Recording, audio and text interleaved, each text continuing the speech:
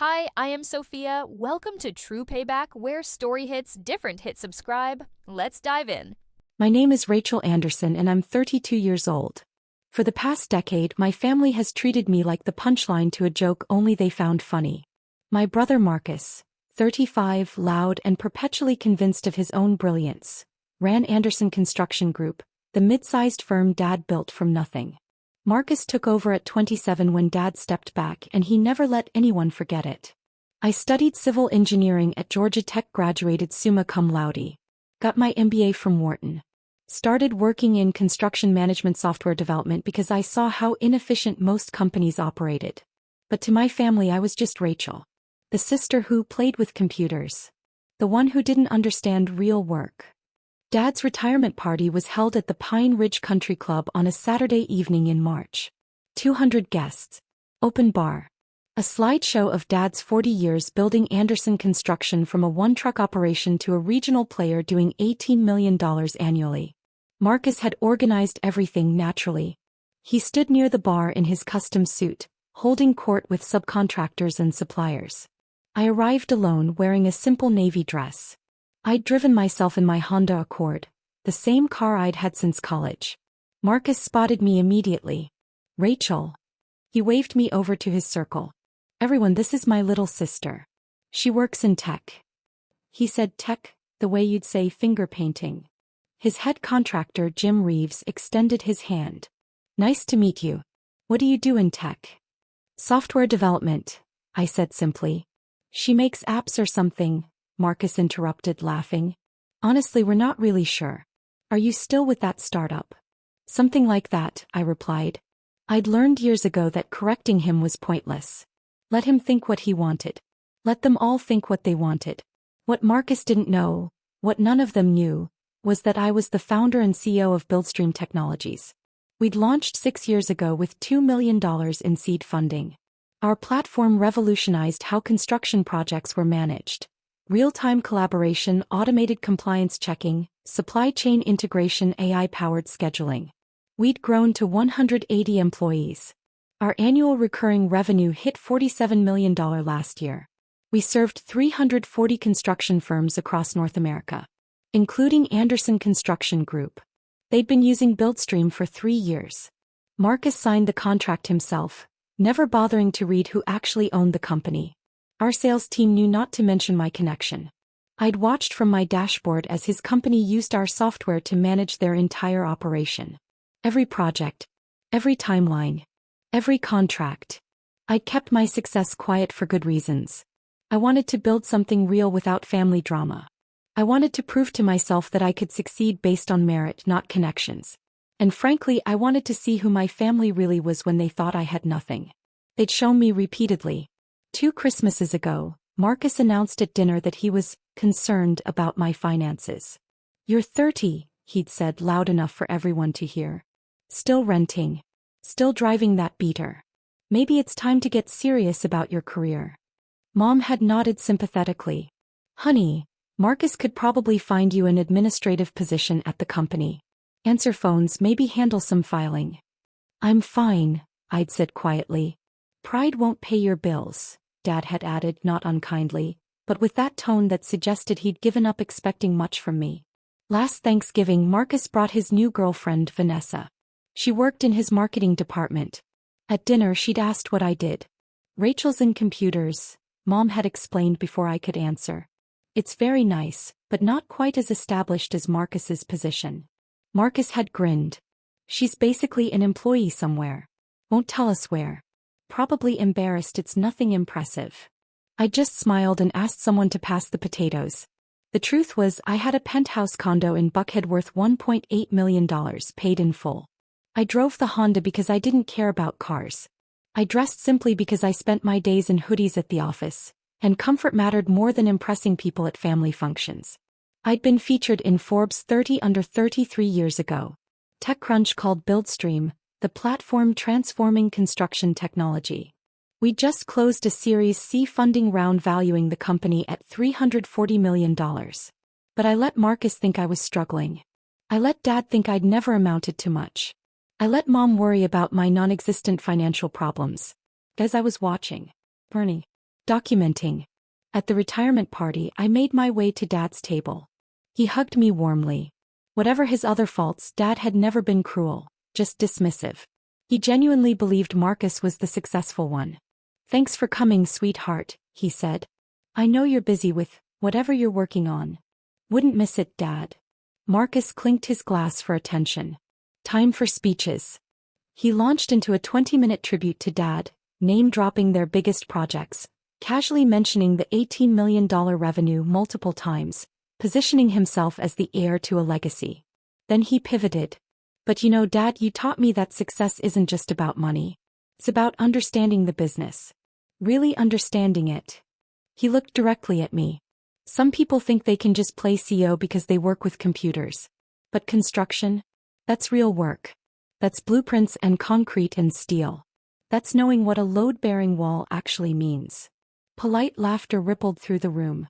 "I mean, my sister here probably thinks she could run a construction company because she uses email." More laughter. "Rachel, honey, could you even read a blueprint?" All eyes turned to me. I smiled. "Probably not, Marcus." "Exactly." He raised his glass. "To Dad, who taught me the difference between real business and plain pretend." Everyone cheered. I sipped my water. What Marcus didn't know was that I had 17 certifications in construction management, including LEED AP and PMP. I'd personally reviewed over 4,000 blueprints in the development of our software. Our AI could spot code violations that veteran inspectors missed. But sure, I couldn't read a blueprint. After dinner, I stepped outside to the terrace for air. I pulled out my phone and opened the Buildstream admin dashboard. Anderson Construction Group's account glowed on my screen. Active projects, 14. Total contract value, $12.4 million. All managed through our platform. Marcus had no idea that every project milestone, every supplier order, every inspection schedule ran through software I'd built. I'd been patient for years. Waiting for the right moment. This was it. I returned inside and found Marcus surrounded by his contractor friends near the bar. Jim Reeves was there along with Tom Harding from Harding Electrical and Steve Chin from Chin and Associates Plumbing. These weren't just friends. They were Marcus's critical subcontractors.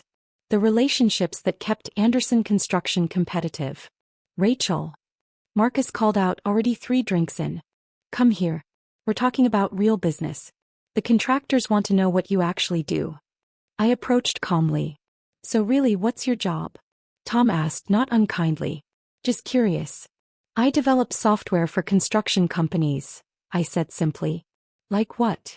Steve asked. "Project management. Scheduling. Compliance tracking." Marcus laughed. "She pretends to be a CEO.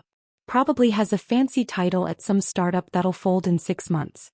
Rachel, you can't even read blueprints." "You've mentioned that," I said quietly.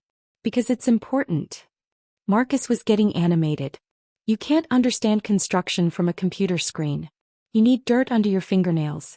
You need to know the smell of fresh concrete. You need to understand what these guys do." He gestured to his contractors. Jim looked slightly uncomfortable. "I'm sure Rachel's work is valuable, Marcus." "Valuable? Cute. It's nice she has a hobby. But let's be honest." Marcus turned to me directly. "You're playing CEO. You're playing businesswoman. Meanwhile, I'm running an actual company. 18 million in revenue. 14 active projects. Real contracts. Real buildings going up." "That's impressive, Marcus," I said evenly. "Damn right it is. And you know what? I did it without pretending. I did it by actually knowing the industry. Not by playing with apps." Tom shifted awkwardly. "Marcus, maybe we should." "No, she needs to hear this." Marcus was on a roll now, fueled by whiskey and an audience.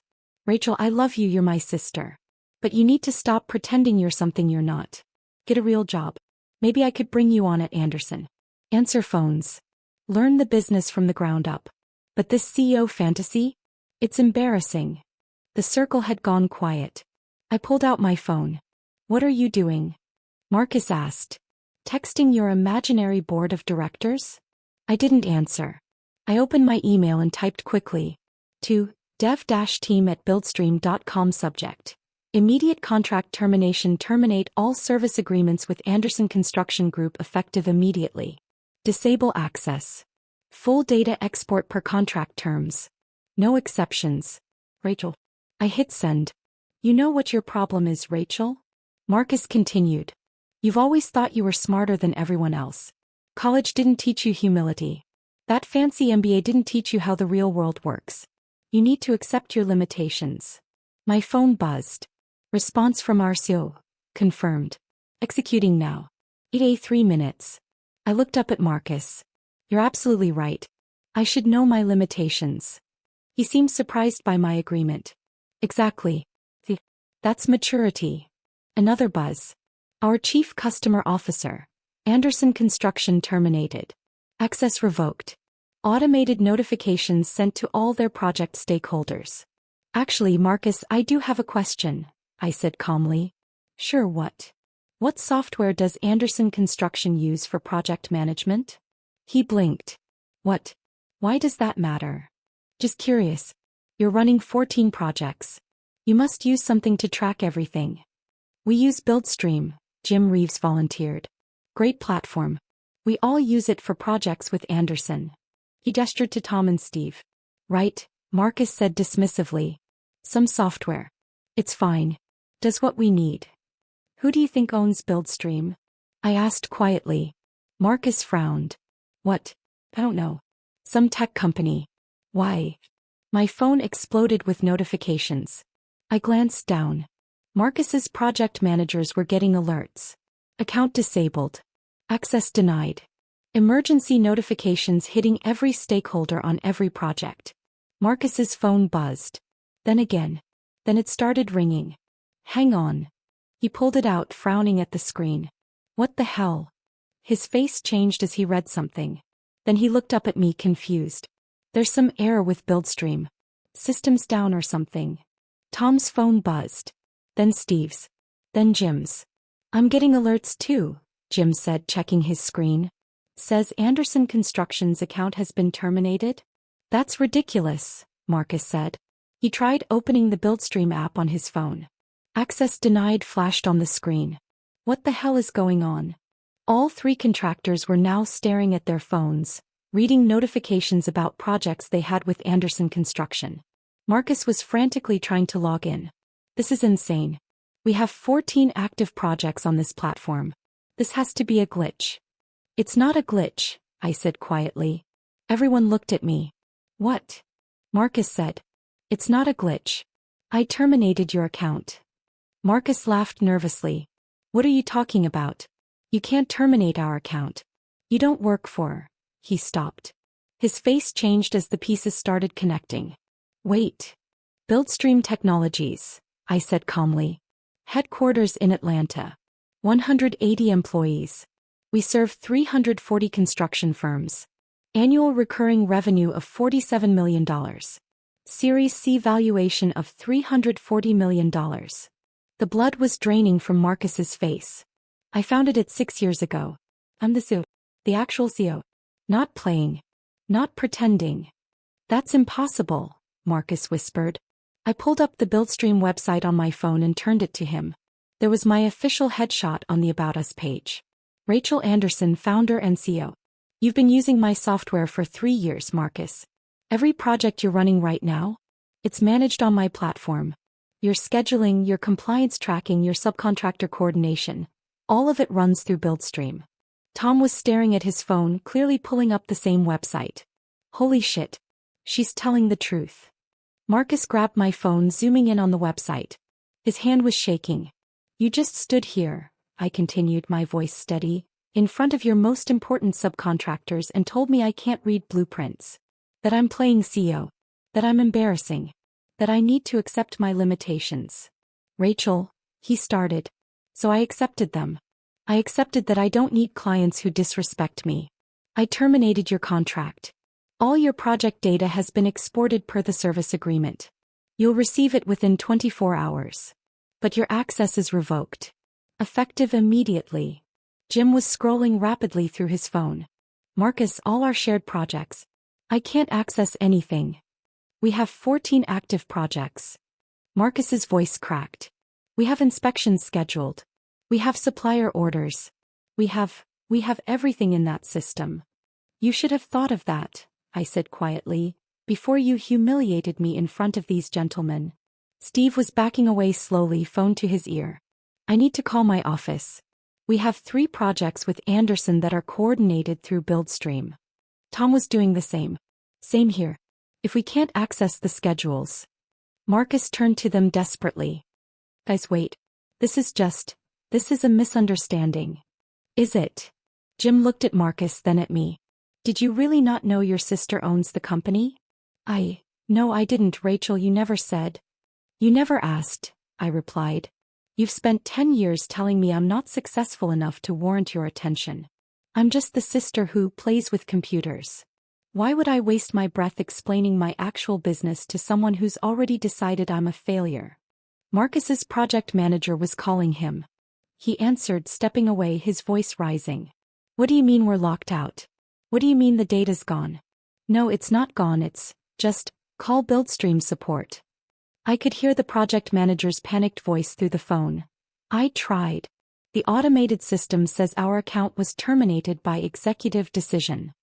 Marcus spun back to me. Rachel, please. We can't just lose access like this. We have contracts. We have deadlines. You have 24 hours to transition to a new platform, I said calmly. Per the service agreement you signed. Section 12, paragraph 4. Either party may terminate with cause, defined as breach of professional conduct. You just publicly humiliated your vendor at a family event. That qualifies. This is insane. Marcus's voice was getting louder. People were starting to notice. You can't do this over a few comments. I absolutely can. And I did. Your account is terminated. Your firm is permanently banned from using BuildStream. Banned? Rachel, this will cost us $12.4 million in active contracts. I finished. I know. I can see your entire portfolio on my dashboard. Could see it. Past tense. Jim had stepped away and was now in an intense phone conversation. Tom and Steve had moved to the corner, clearly discussing how to handle their own projects. Marcus looked around desperately. Dad had noticed the commotion and was walking over. What's going on? Dad asked. Your daughter, Marcus said, his voice shaking, just shut down our entire project management system. 14 projects. Everything we're working on. Dad looked at me confused. Rachel, what's he talking about? I own BuildStream Technologies, Dad. The software company Anderson Construction uses. Marcus just spent the last 20 minutes telling everyone I'm playing CO and can't read blueprints. So I terminated his contract. Dad's face went blank. You own BuildStream? Yes. The company we pay $48,000 a year to? Yes. Well, you paid. Past tense. Marcus was frantically texting now. His phone kept buzzing with incoming messages. I could see the panic spreading across his face as the reality set in. You're seriously doing this? Marcus looked at me with something between fury and desperation. Over your ego? Over some jokes? No, I said quietly. I'm doing this because for 10 years, you've treated me like I'm worthless. You've dismissed everything I've accomplished. You've made me the punchline at every family gathering. And tonight you did it in front of your business partners, specifically to humiliate me. I didn't mean. Yes, you did. You meant every word. And now you're facing the consequences. Jim approached Marcus, his face grim. I'm sorry, man, but we can't continue our projects with you if you don't have access to the coordination platform. We need BuildStream to sync our electrical work with your general contracting. Without it, we're flying blind. We'll get a new platform. Marcus said desperately. We'll switch to something else. That takes weeks, Tom said, rejoining the group. Maybe months to get everything migrated and everyone trained. We have inspections in 3 days on the Riverside project. We have material deliveries scheduled. I know what we have.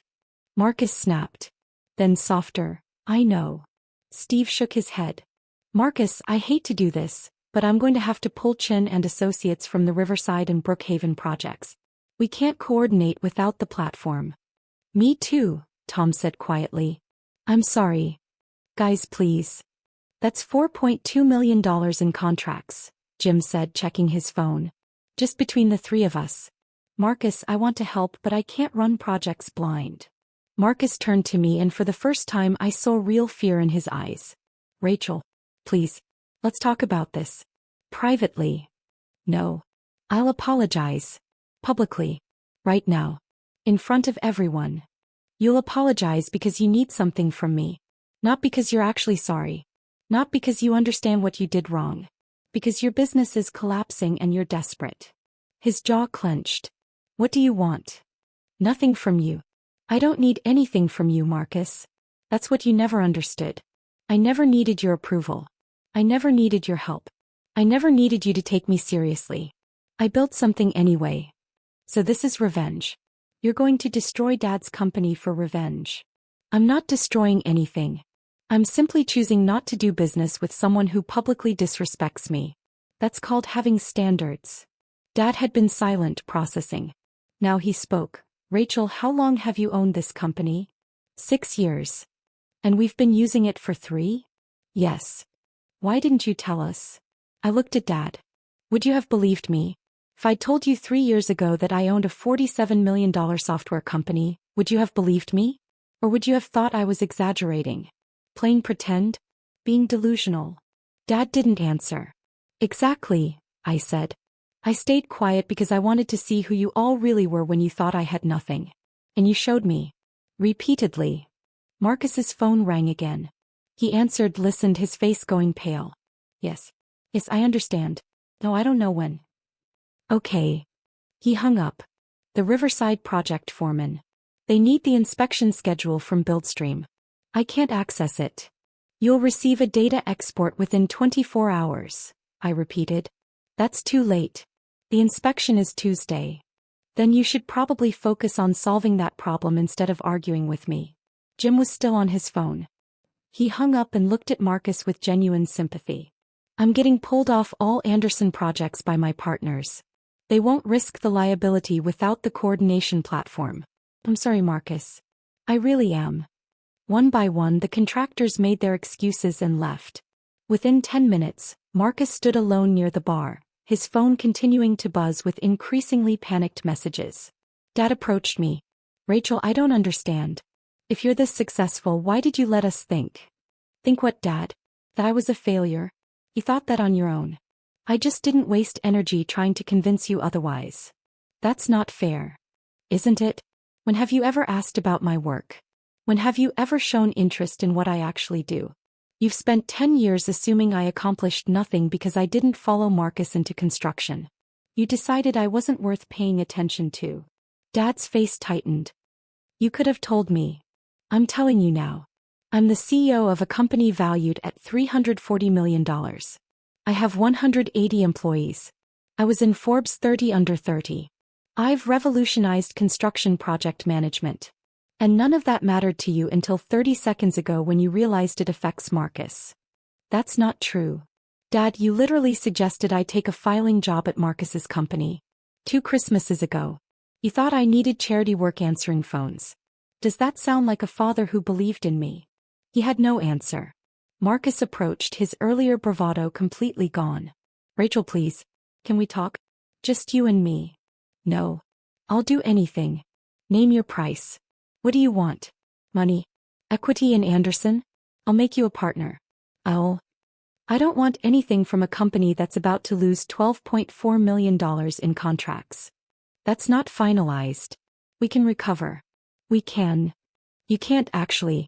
Jim, Tom, and Steve just pulled their subcontracts. That's 30% of your active revenue. Without Buildstream, your remaining clients will start experiencing delays. Missed inspections. Supply chain breakdowns. Within 2 weeks, you'll be facing breach of contract lawsuits. Marcus's face was white. How do you know that? Because I designed the software. I know exactly how dependent your operation is on it. I know you have no backup system. I know your project managers don't even keep paper records anymore because Buildstream made everything so efficient. I know that without our platform, Anderson Construction will collapse in approximately 45 days. You're going to let that happen?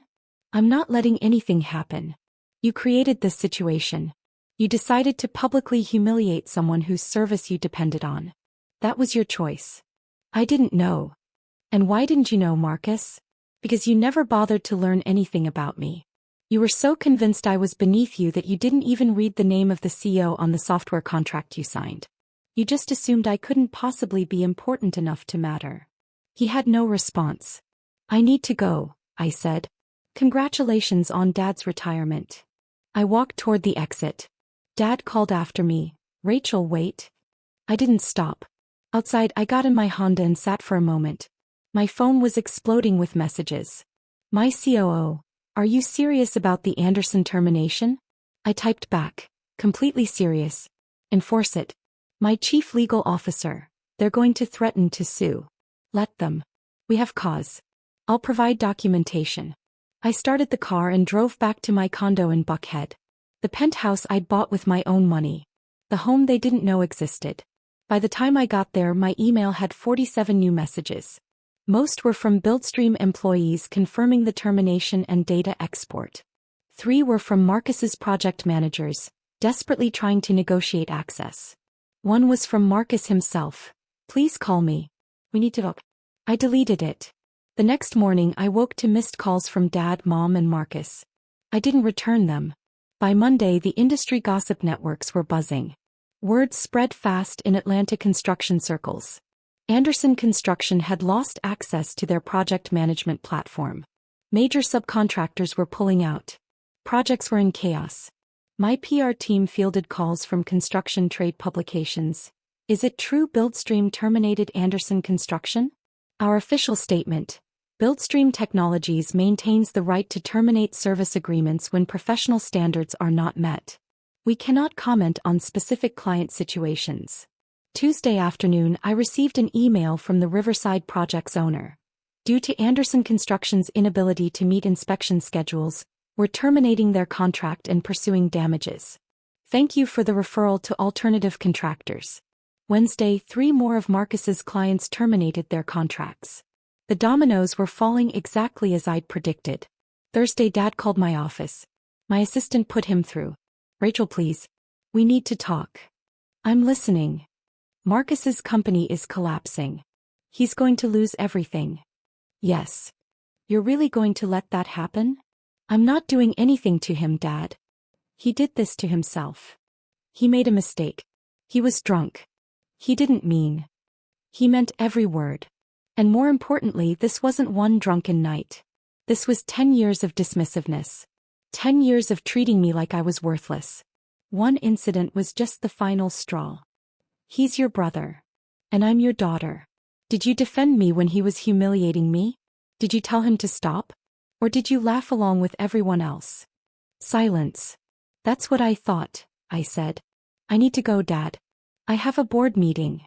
Rachel, wait. I hung up. By the following Monday, 10 days after the retirement party, Anderson Construction had lost 9 of their 14 active projects.